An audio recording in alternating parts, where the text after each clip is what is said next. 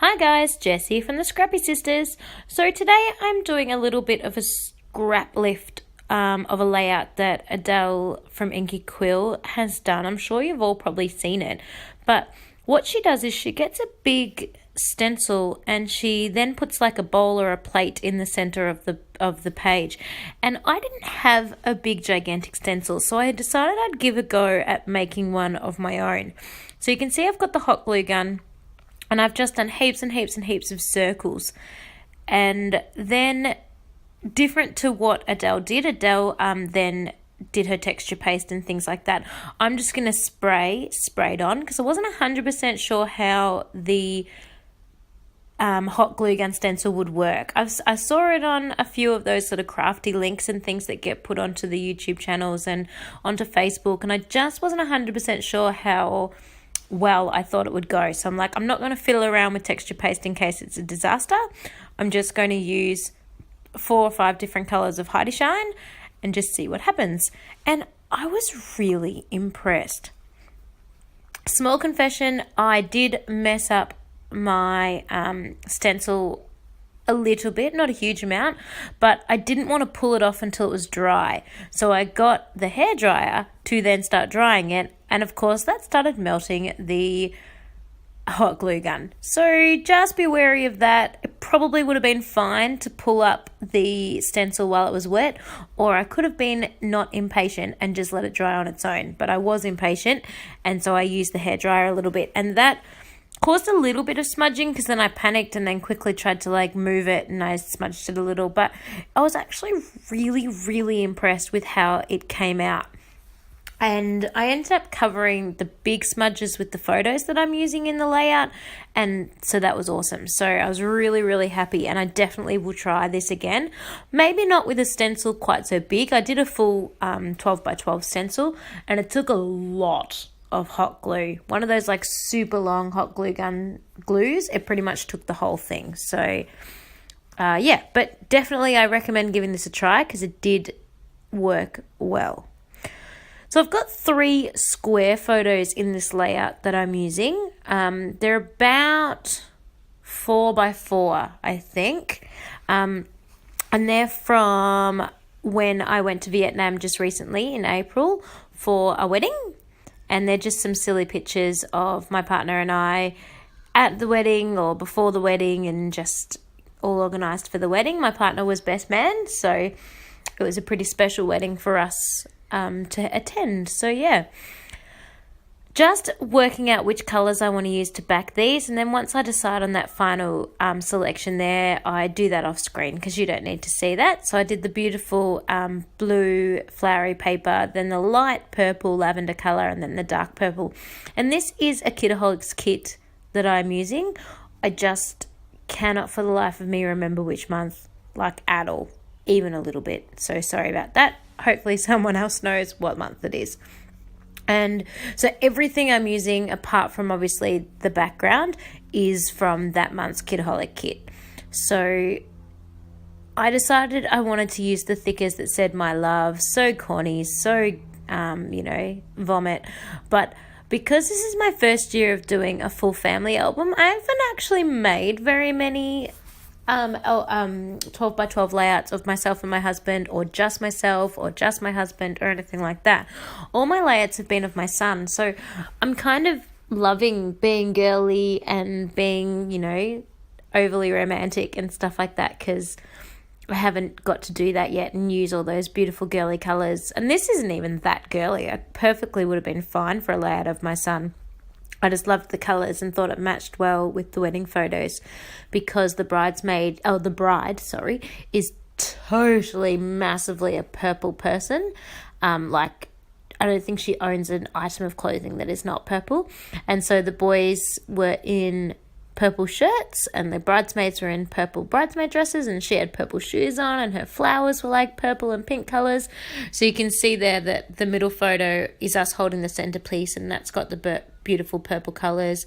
And then that top photo is us holding our wedding gift, which were beautiful little lanterns because the wedding was in Hoi An, and Hoi An's got lots of gorgeous lanterns. So yeah, it was just a really marvellous time. So I had a go at fiddling around and laying out the embellishments I wanted to use, and those embellishments I'm trying to do up in that corner was to cover that splodge, but I really wasn't happy with how they were looking, so I'm leaving that for now, but it's still in my mind that I want to try and cover up that sort of splodgy bit. It's not that bad, and it'd be fine if I don't, but I would like to. So I'll see how I go there.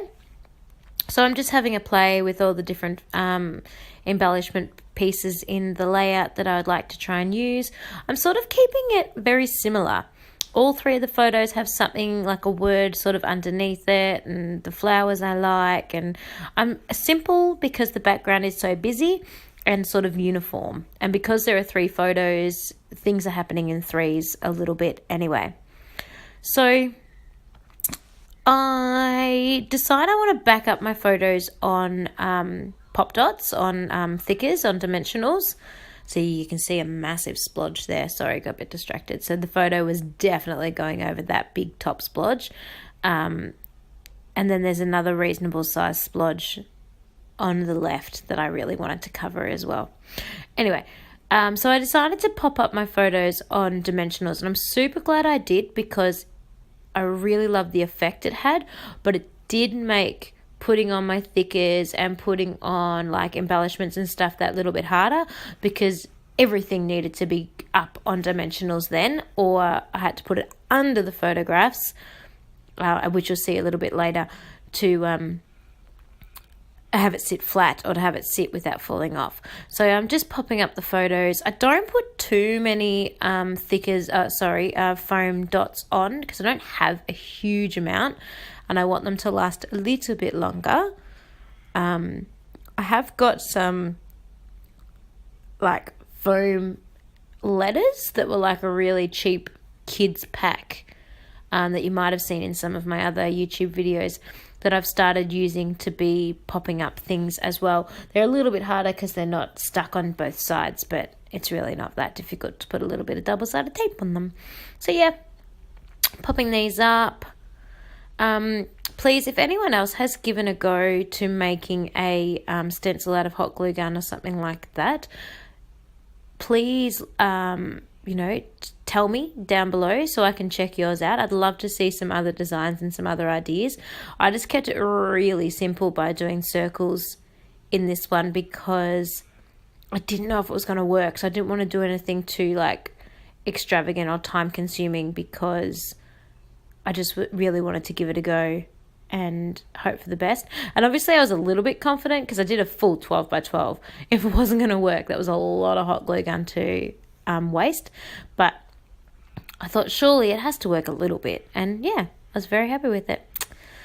So I'm now doing the fiddliness of trying to pop up the words my love that I want my thickers to be, because I realized I kind of want them hanging over the top of the bottom photos, but I don't want them like stuck wonky, so I don't want to stick some to the photo and then some down to the bottom of the paper.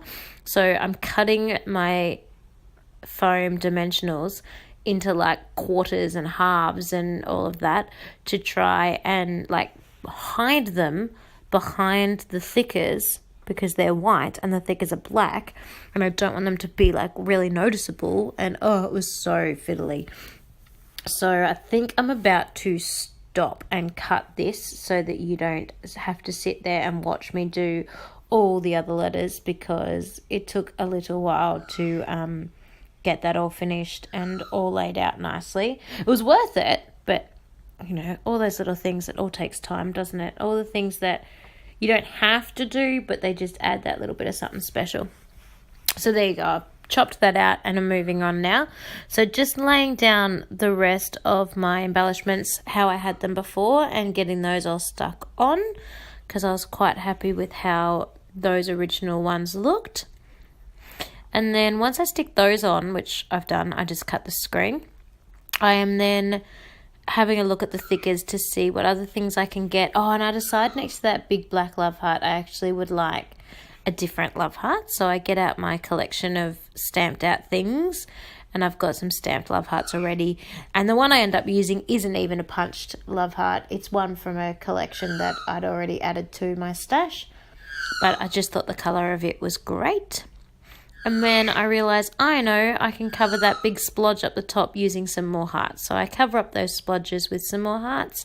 And I'm almost done. I'm just going to pop on some tiny word stickers. These are the Maggie Holmes tiny word stickers. Again, they just came in the Kitaholic kits. Everything has come in the Kitaholic kit this month except the background and that one little heart you saw me get out of my stash. So yeah, super happy with that. And I put one word down in, a little cluster, and then decide I want another word, because, you can never have too many tiny word stickers. I think I've been scrapbooking with my sister far too much. I think on one layout she put like 13 tiny word stickers. She's just mental. I didn't quite go to that many, but I did do a couple more after doing just the one. And I decided to keep them black just to tie in with the different... See, I almost put them away and then I changed my mind. Just to tie in with the black thickers and to keep that dark colour all together. And I thought the black worked quite well. It stands out quite well too against sort of the white circle background, which I was happy with.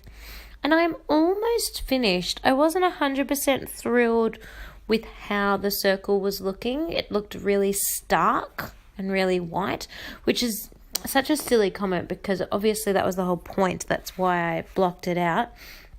But I decided I would do similar to Adele and sort of, put some definition, I suppose, around that circle. So I just got a gel-tipped black pen and scribble sort of around the outside of the circle there, as you can see, and do a couple of lines because I want to have that little sort of messy look, and then sort of some fake stitching, I suppose you'd call it, with just a little zigzag line there just to add a little bit of something, give it a little bit of, eye-catchingness, I guess.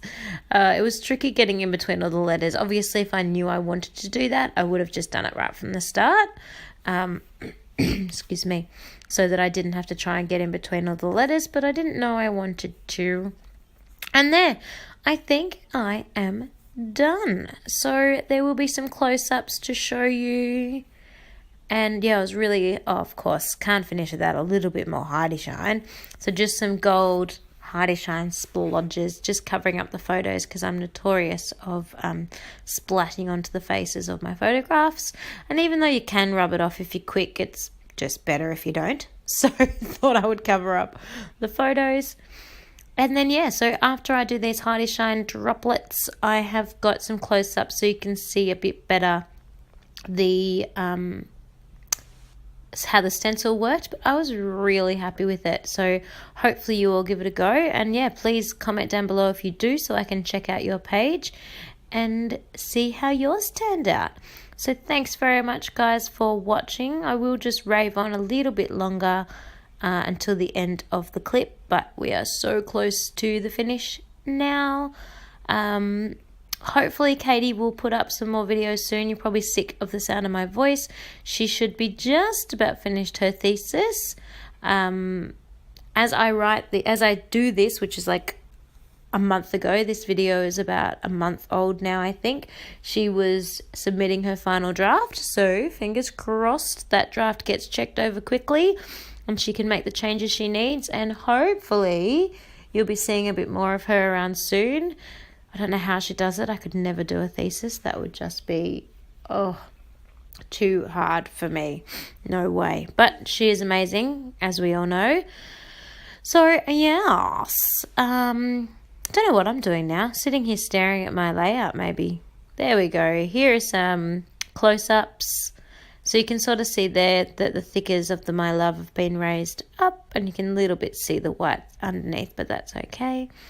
And yeah, I was just super thrilled with how it turned out. You can see that the stencil worked really well. I thought it looked awesome. And thank you so much for watching, guys. And hopefully you can like and subscribe and check us out later on. Have a great and happy rest of your week and weekend.